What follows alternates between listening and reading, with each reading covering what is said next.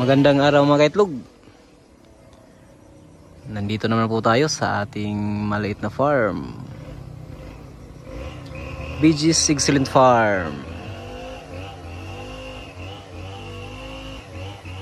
Sa ngayon po mga kaitlog,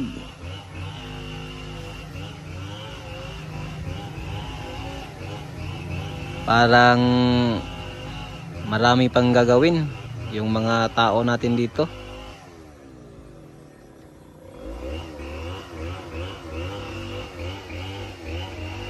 Ito po yung resulta sa dumaang bagyo mga kaitlog. At ngayon po, konting update lang po tayo. Pero bago po yan mga kaitlog, intro po muna tayo.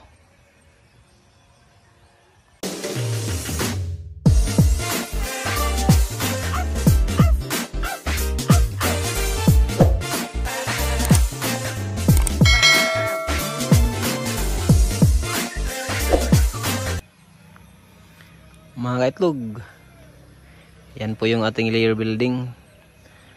Sa dumaang bagyo po, hindi po yan na sira, tsaka wala pong mga damages, walang patay na layer chicken. Pero yung ating mga tanim po mga kaitlog,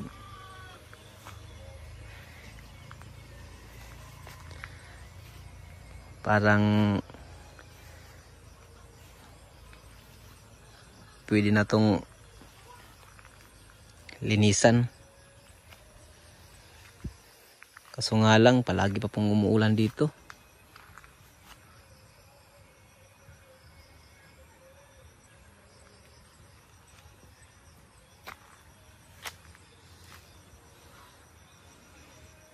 Noong unang araw po, after ng bagyo, nakabili po tayo ng kalamansi para itanim. Yan po. Ipapalit po natin yan sa mga nasirang tanim.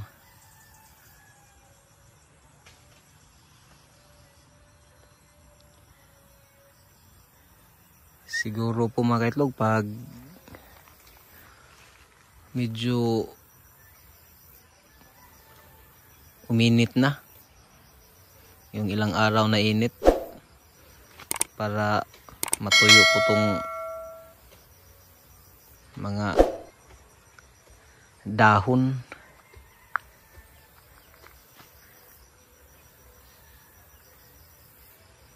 para malinisan na po to. Kahit yung mga dahon lang, yung mga kahoy, gawin po nating panggatong.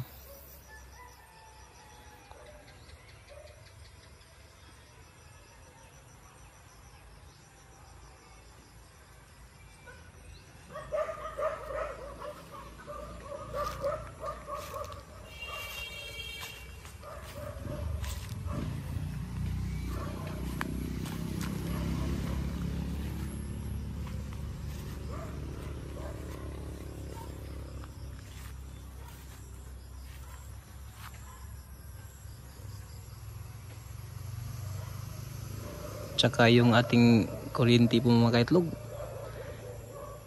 naikabit na po sa poste. May ilaw na po tayo.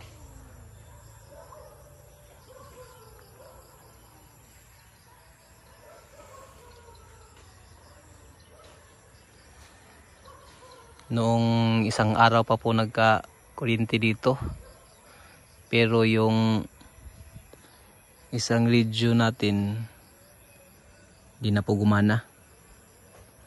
Kailangan ng palitan.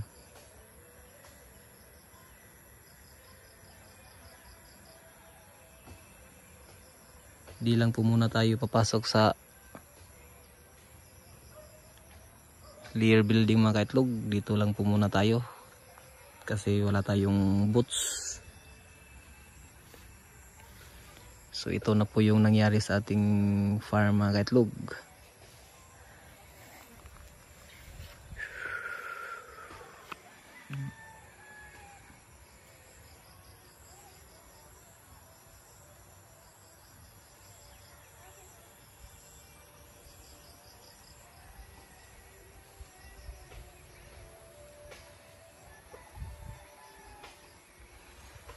So yan lang po yung ating update mga kaitlog. Don't forget to subscribe. Salamat!